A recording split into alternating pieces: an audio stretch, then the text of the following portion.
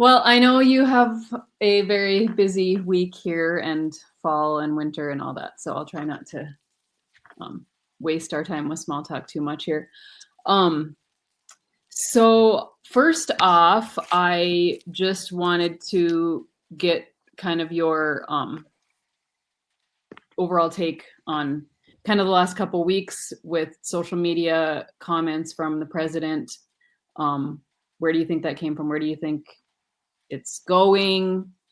And then what is your thought on an investigation right now, on a DOJ investigation into potential illegal activity on the part of the Packers? Well, I mean, I think that we have to say that this is recorded at 2:24 on November 14th. Every time you think you know something or have a thought on what's going on, it changes. And I think that that's probably a good thing. Uh, to go back to the first tweets, well, I would just say how wonderful that we have all this attention on our industry, other than the Chicago Mercantile Exchange, which we can cover that later if you want to. That just kind of is what it is. But other than that, yeah, cash markets have fallen a little bit. But I would just say, those first tweets, I think that if Trump was reading Drover's Journal or Beef Magazine or listened to any of the corporate pundits, he did think that he was doing a good thing for the consumer and the beef industry, because everything you read talks about we need this imported trim, to keep the cost of beef down, and imports, we couldn't survive without them. So I think that he thought that it was a good faith effort to do a good turn for consumers. Mm-hmm.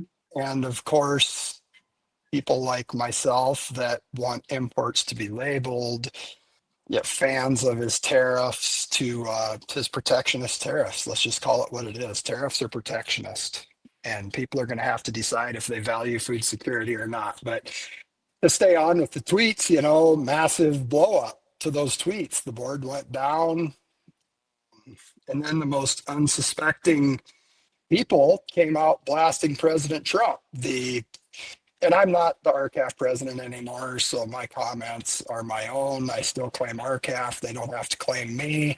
I don't like talking about other organizations, but it takes too long to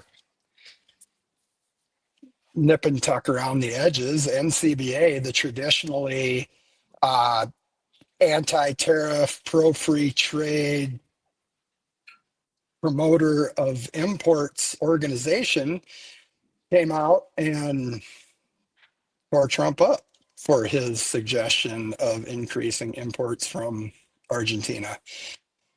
So that was the first time that we had to kind of scratch our head with everything that's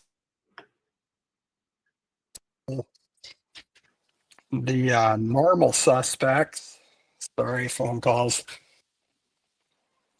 The normal suspects that got us to where we are here today seem to attack President Trump for doing more of the same.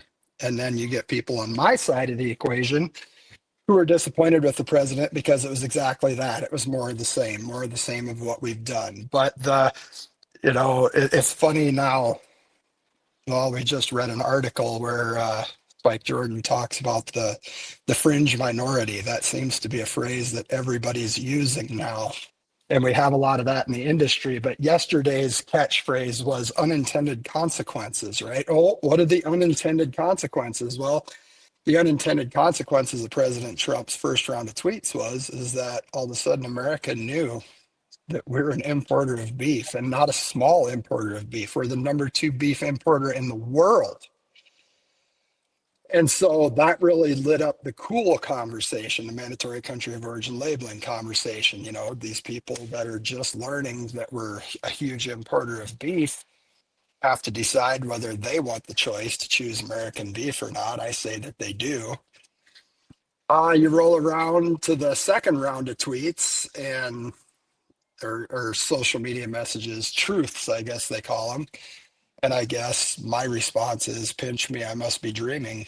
After 20 years of trying to make a principled case that concentration does not serve the consumer, and it does not serve the producer, and it does not serve domestic food security, to have the president come out and say that he was going to investigate the Packers for monopolistic conduct was kind of a dream come true.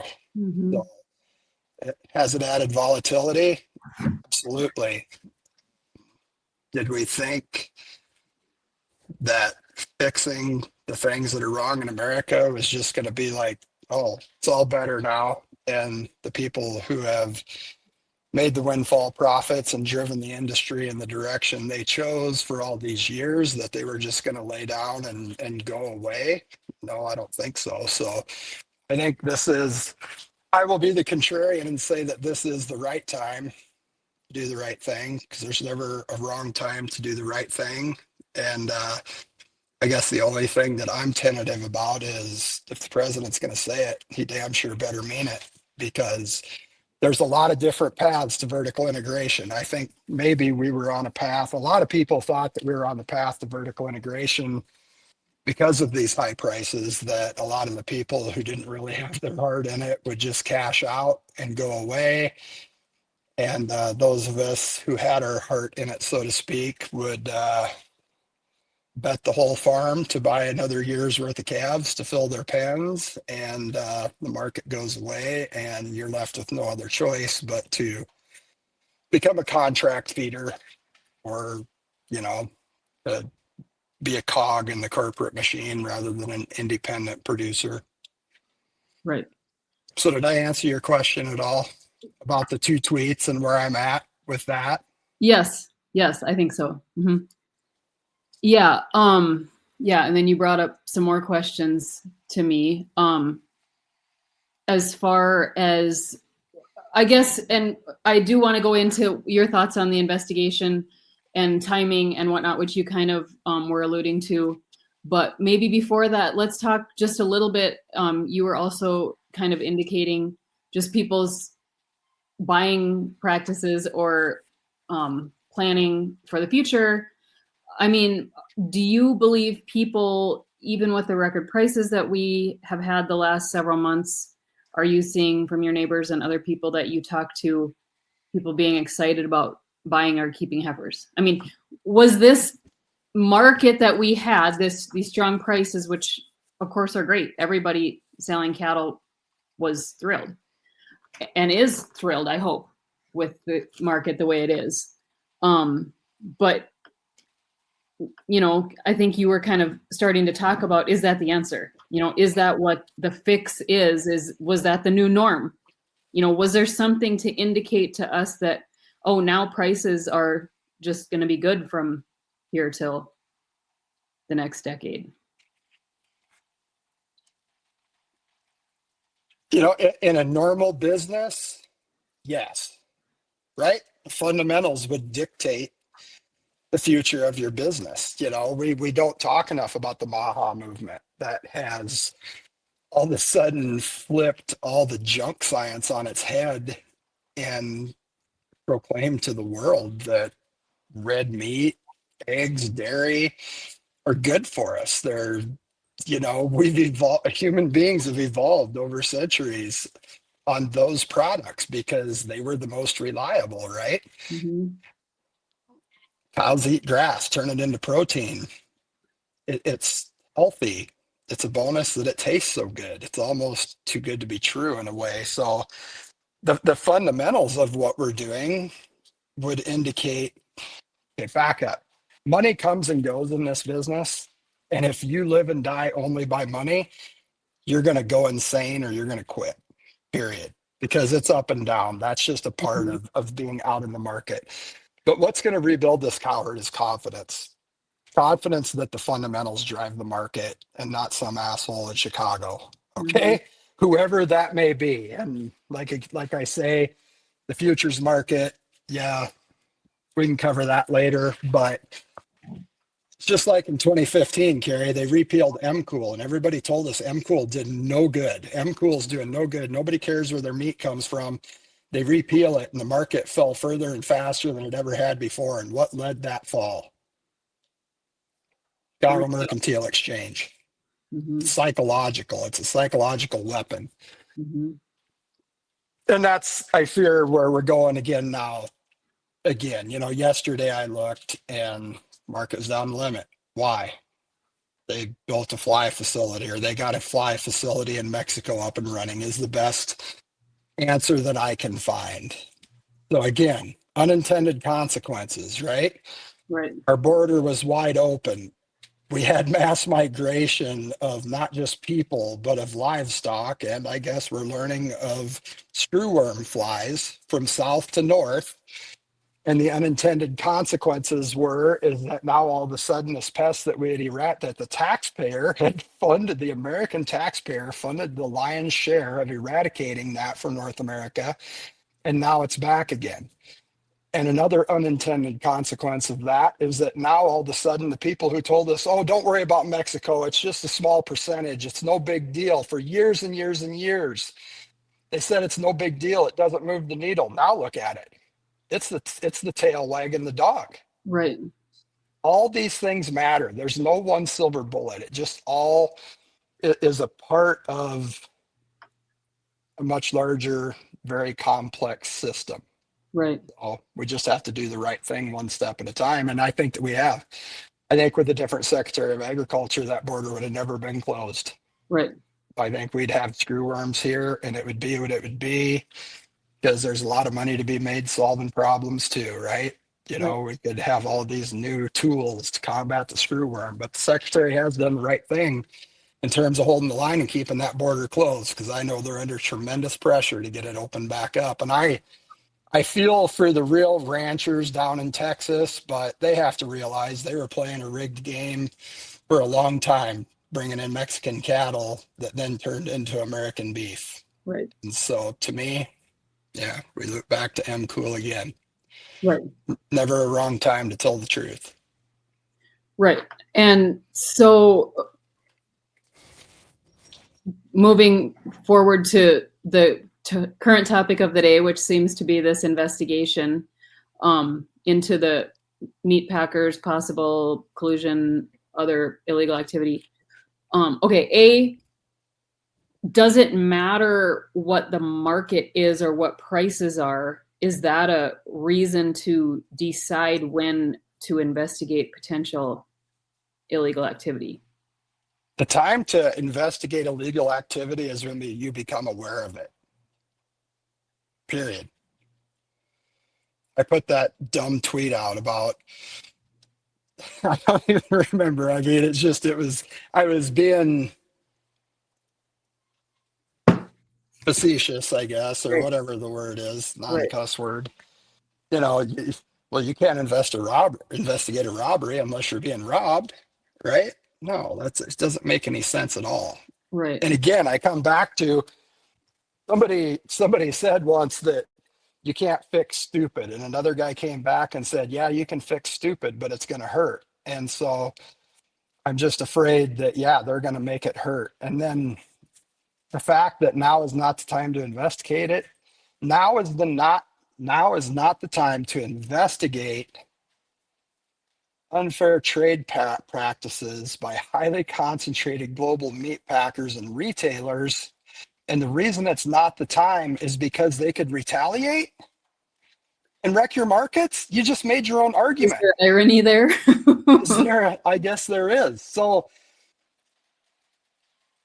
I read so many comments on social media that make me mad from people that I've never heard of before.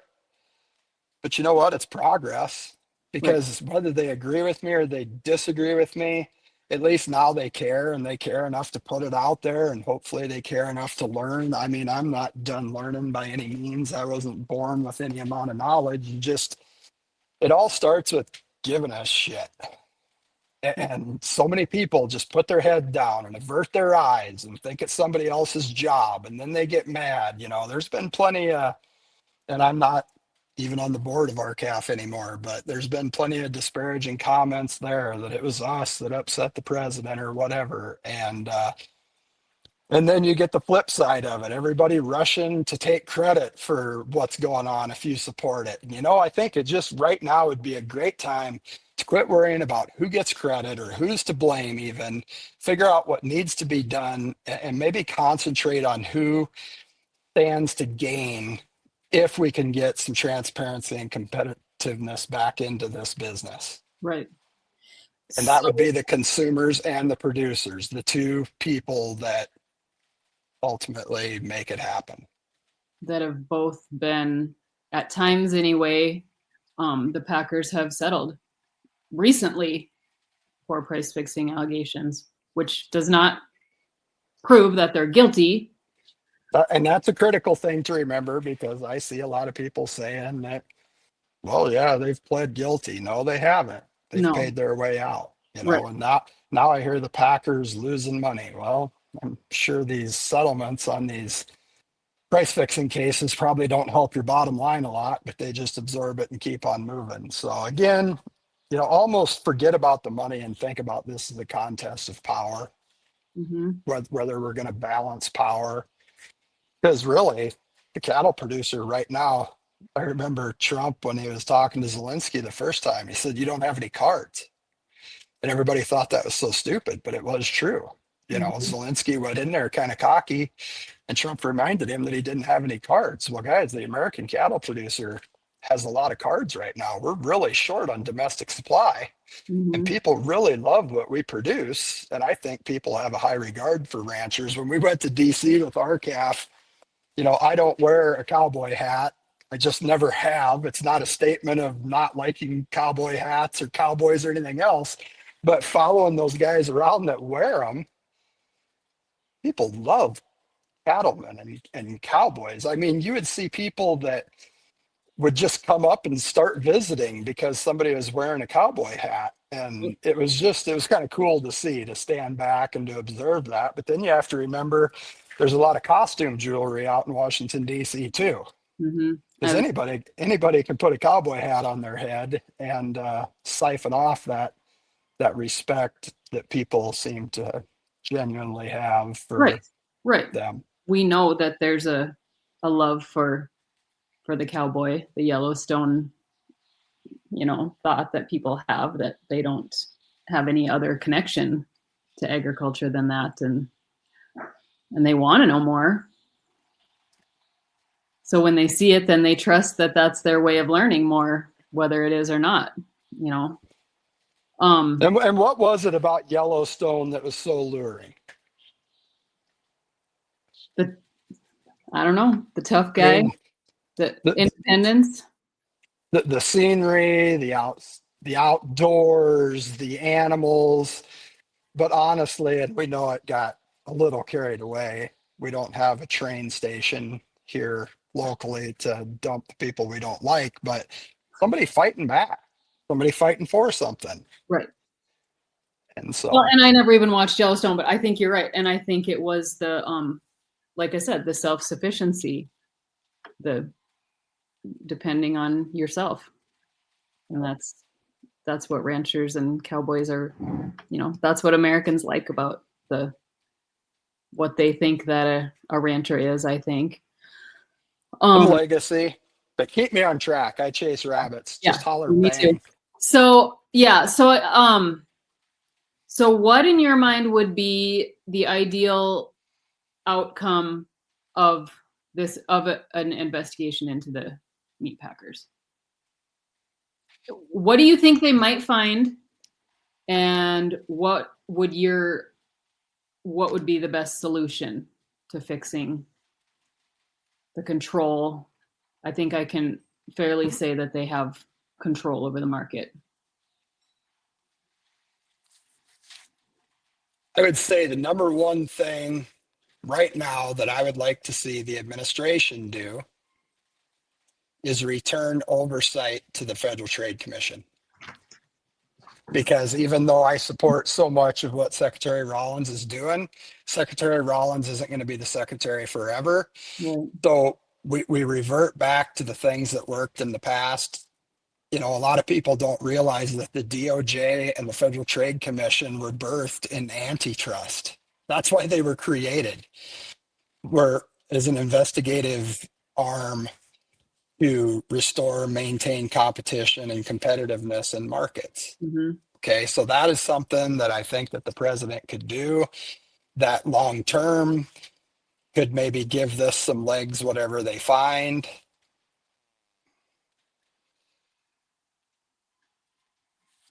Beyond that, what makes this so different is that they are talking not just to trade associations, but they're talking to real people on the ground, and they seem to have a hunger to reach out to real people, random people. I think that's where they'll find the truth from our side. Right. Yep. That's what's kind of exciting to me.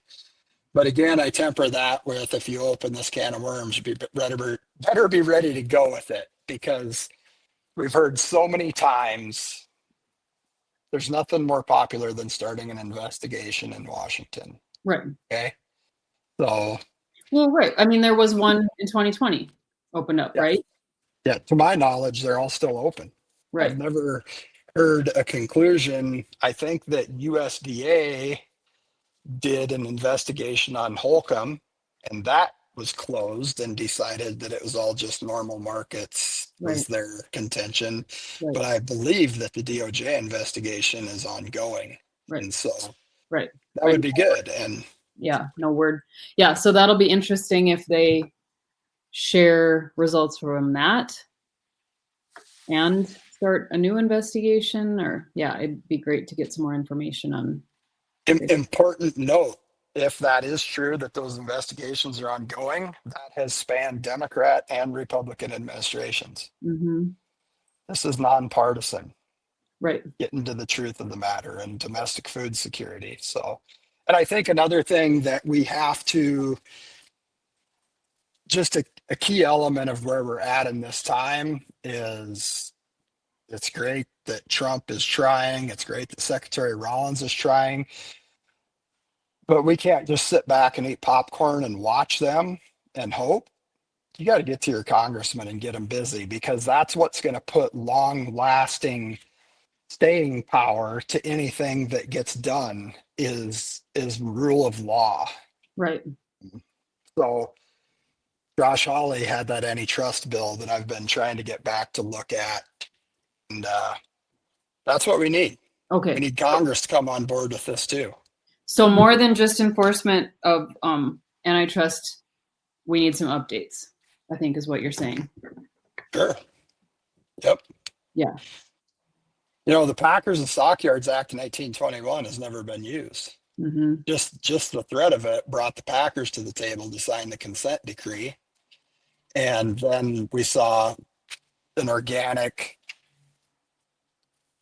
diminishment of concentration in meat packing. But I guess looking at history, I'll be honest, for a while I thought another consent decree was maybe the goal, but maybe they do need busted up. Maybe it's the only way. Do you think that one solution would be to not allow each meat packer to process multiple forms of protein? Have you heard I of think that? so. I do. You know, a lot of people don't realize that as the big four try to vertically integrate the industry, they've also horizontally integrated into poultry, pork, fake meat, Right. right? You know, they're investing in fake meat. They don't, it would be foolish to think that they care too much about any one segment. They care about making money, Right. and they're going to squeeze as much money out of it as they can. So yeah, I do. And I think that that's kind of like the consent decree made them divest of anything but meat packing. You know, they had to get rid of their brokerage houses and stockyards and their refrigerated rail and their retail. It just narrowed up the scope of what they were able to do. And it went along great for what, 60 years until deregulation. Right. And again, all that history compiled, right? We deregulated under the premise that concentration would become more efficient, thereby lowering prices for consumers. So we deregulated, concentration occurred. And here we are And nobody ever thought that those concentrated global corporations were going to keep the money that they made through increased efficiency. Of course they are. They're obligated to their boards and their shareholders to keep that money. They don't just pass that on. Right. Right. Just because they save money doesn't mean they sell their product cheaper. It's not necessarily good for you and I. And then I see a lot of these small packers, and one comes to mind, that are in there talking about how much money they're losing, the big four are losing right now.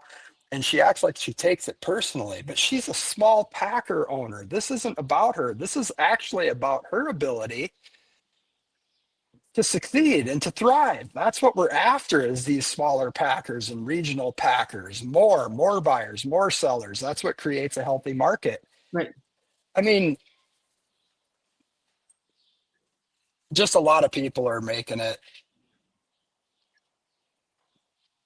I don't know what's driving these people to think that it's going to affect these smaller packers. It's going to create a more fertile environment for them to succeed in the long run, I think. Well, right. I mean, I think that has to be everyone's hope. Yes. Um, I also want to talk to you about MCool. Is that still on the table, or can it be? And what do you think the chances are for that? Front and center. Again, everybody's loving Trump, hating Trump, loving the Secretary of Ag, hating the Secretary of Ag. Where's Congress? Mm-hmm. Where in the hell is Congress at for MCool? Now that we know that the World Trade Organization is a defunct organization, where is Congress? Right. It has really become laughable at this point. If your congressman or congresswoman isn't signed on to cool, then they owe you an explanation on why not, why you do not deserve to know where your food comes from. Beef and pork, the only two foods that have this fraudulent labeling system. You know, if you think about it, while we're talking about concentration and antitrust, MCool is the first step in pushing back against that concentrated power that can turn that import knob up and down at will, unbeknownst to the consumers, unmanageable by the producers who are trying to put together marketing plans.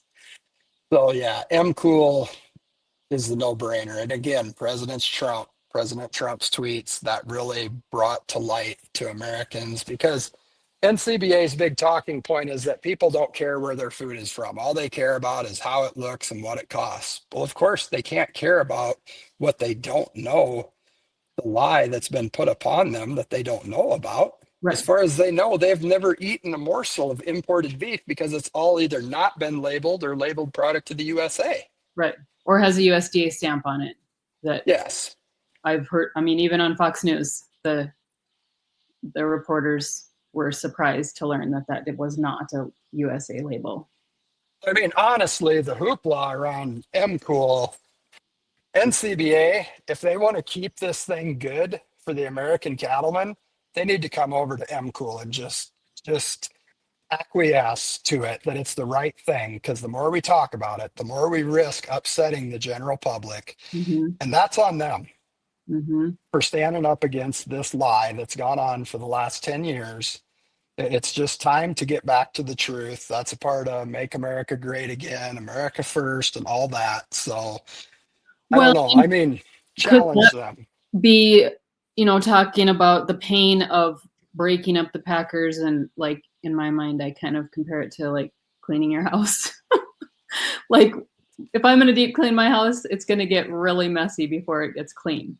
So just like you said with the, investigation into the Packers, it's not going to be a simple fix. It's not going to be painless.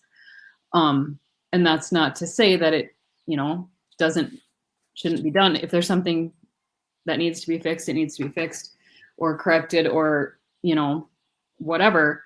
But MCool, we know how to do it, right? We've already done it. That seems like that could be a pretty simple fix without affecting, anything that's currently, I mean, it's not going to harm the current system, right? On our end. They talk about expense, right? Well, if the truth is too expensive, then your business model is flawed. That's where I'm at. I'm starting to hear murmurs about USDA verification systems that we can enroll in to verify that our American beef is in fact American beef. Right. Pissed me off. Right. I mean, it made me as mad as I've ever been. I mean, now not only do I have to put up with unlabeled foreign product, if I want it to change, I've got to spend money and do more work to prove that my cattle that were raised right here in America are American Or made. not imported. No, Right. the burden starts at the borders. Right. That's where the burden starts. And to say that these meat packers don't know where the beef is from, my goodness, man, do you think they disappear, the cattle disappear into that plant and just suddenly are anonymized? Right. No, we have the technology. Come on. I mean, I want the irony in this is that the cattleman relies on the meat packer, but the meat packer also relies on the cattleman.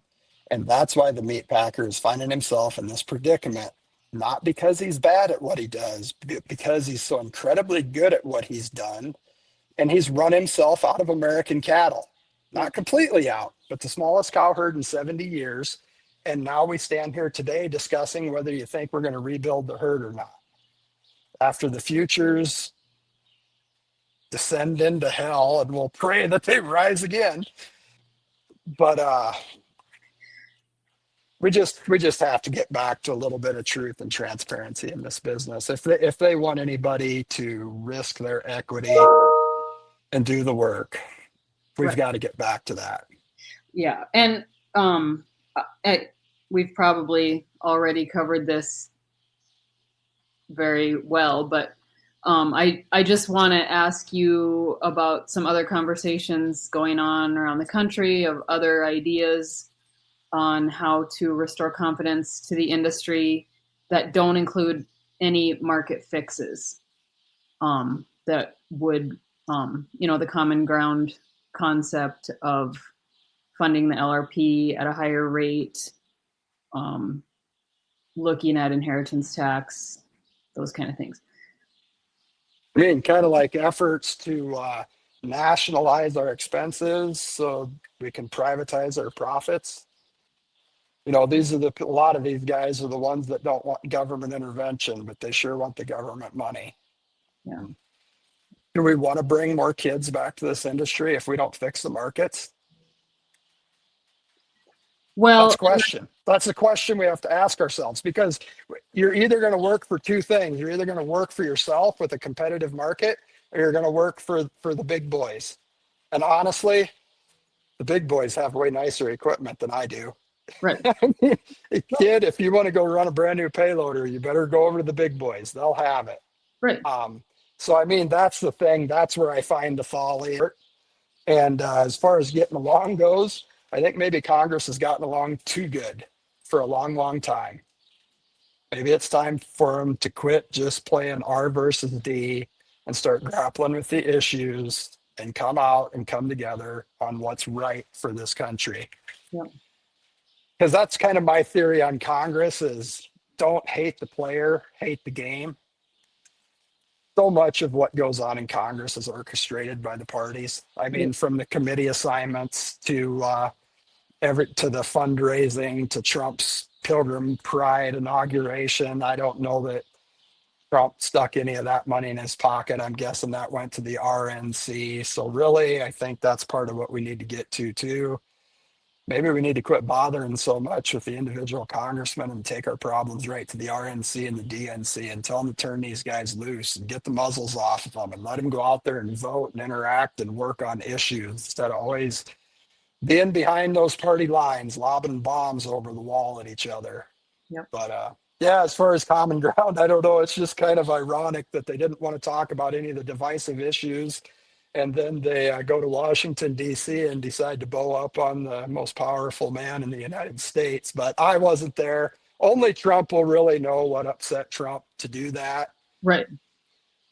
So, and I mean, as far as I guess my question is just more so like, and we've already probably hashed it out to exhaustion, but just like we discussed, and like I said, I remember writing stories in 2014 and 2015 about the market and people buying $3,000 bred heifers. And even myself thinking, wow, that's brave. And the people that did that regretted it. And I hear from a lot of people that nobody wants to buy a bred heifer now. I shouldn't say nobody wants to. I mean, I think they're very valuable, but the people buying them are the people that were going to buy them anyway and don't need to go to the bank to get the money. And so how, is doing nothing to fix the market going to restore confidence and bring our kids back to the ranch? I don't believe so. And I believe that is everything that we're talking about right now is confidence. America loves competition. High school sports have transcended the church in rural America as far as being the gathering point of families, right? I mean, we're all about competition, but there's fair rules of the game.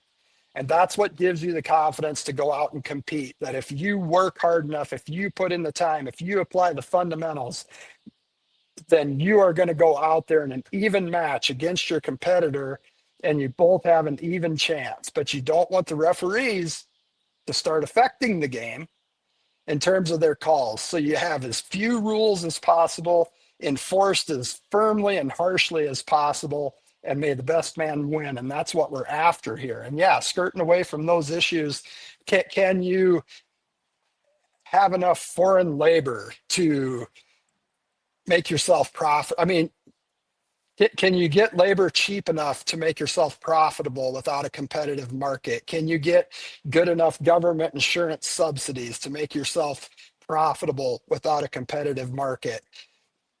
I mean, those are all, I suppose a lot of those are noble enough goals, but I'm just the guy that likes to start at the top of the list and work my way down. It's the way I run my business. And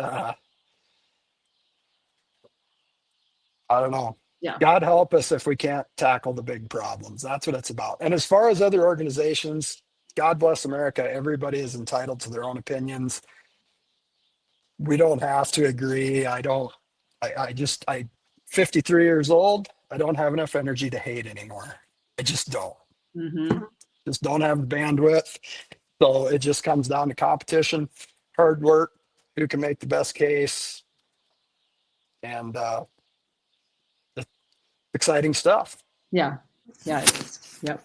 Uh, it's a lot of these things I never thought we'd see in my lifetime. Just, between the Secretary of Ag wanting to talk to actual producers that she knows are working every day on the ranch, and and the president wanting to listen to her. Those are two things in my 25 years in cattle politics I've never seen. Never anything even close. So, I think a big part of that is they started with a Secretary of Agriculture that was not a part of all this. mm-hmm. I mean, she had studied politics, part of the think tank, ideas, but I think that she came in fresh enough, without all the linkages of power to constrain her. Yep. And I think that if she can be an unbiased problem solver rooted in American principle, wow. I Yep. mean, what a change. I mean, first of all, what a change. A year ago today, or a little more than a year ago today, our industry was absolutely under attack for carbon and methane. Yep. And now, 1 year later, we don't even talk about it anymore. Right. Even though we all know it's waiting under the surface for the next administration. And again, that's why we can't put too much on President Trump or Secretary Rollins or any of the other cabinet members. We need law. We Right. need law from Democrats and Republicans. Right. Yep. But like you said, we're not, at the very least, we're not wasting our time um, fighting those battles, the carbon and sustainability battles, and we can be on the offense for once. Let's do that. Let's try it. And I mean, again, I want to back up a little bit in case somebody just stumbles onto this.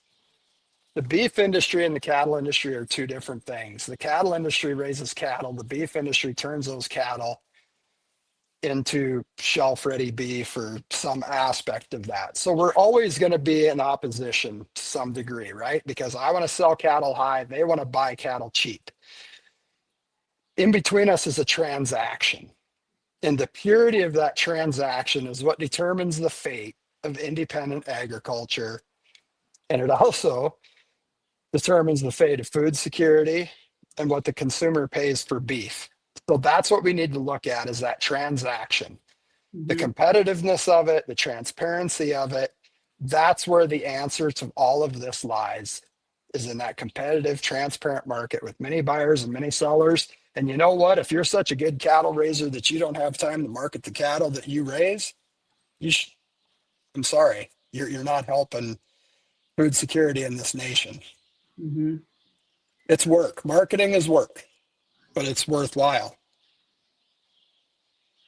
And like you talked about, it seems only fair that the best products are rewarded for being the best, whatever those are. Well, yep. Let the consumer decide. A competitive, transparent market that rewards on merit of production and not corporate compliance. Yeah. Because I really believe that the carbon methane crap, that was the first run at vertical integration.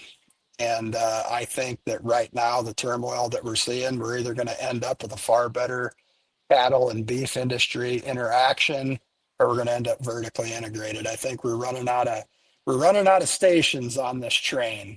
We're Yeah. rolling along. So now is the time to decide.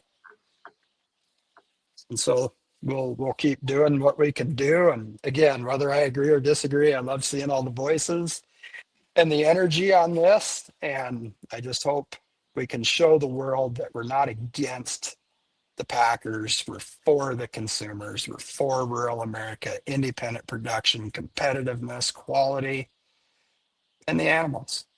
Taking good care of the animals. Yep. So Yep. Yeah. Fantastic. All right.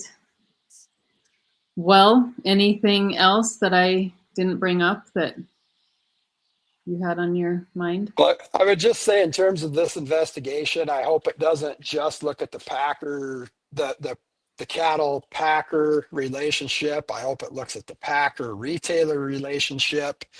I hope that it looks at the CME, Chicago Mercantile Exchange. It's a love-hate thing. You've got to have it for risk protection. But I think that I would just love to know who's moving this thing so hard and so fast right now. If it's a public good, then it ought to be public who's trading. It's time for Mm-hmm. some transparency on that too. Mm-hmm. Okay. Okay. Well, we'll get into that in our next conversation. Call somebody else. I'm not smart enough. I wish I was, but honestly, there's something's got to give here. We can't base our futures on a coop full of On social chickens. media. I Yep. mean, well, just if, and I suppose the erraticness of it creates some opportunity, but yeah, we all just need to calm down, think it'll be okay, take a deep breath, pray that the actual market prices hold up, because fundamentally nothing has changed. Right. Right. And the amount of beef coming in, the excess beef from Argentina, while that's imported beef, it's the quantity of it isn't hopefully And significant on the whole scheme of things. there again, I think that goes back to the origins of why big ag is so upset with Trump. Is big ag does not want any protective tariffs. They want wide open borders, free trade. They want to be able to source their inputs from wherever they're the cheapest anywhere in the world and bring them into America to process them and call it a product of the USA. Mhm. And I think that that's where a lot of this, that's why a lot of them jumped on Trump right away when normally more imports would have been what they wanted. I think that the tariffs have him upset, but I really hope that he holds his ground with the tariffs. But he does need to decrease our debt with that tariff revenue and decrease our taxes.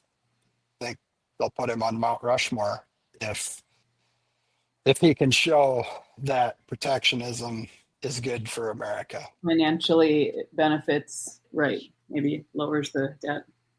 Yep. Yep.